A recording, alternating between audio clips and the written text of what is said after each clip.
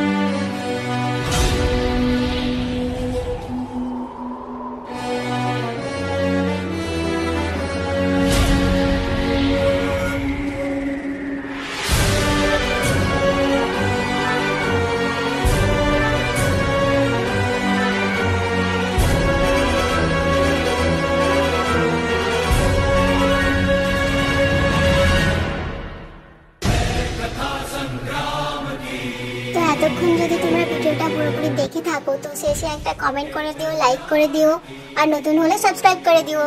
Tata, Radhe Radhe, Hare Krishna.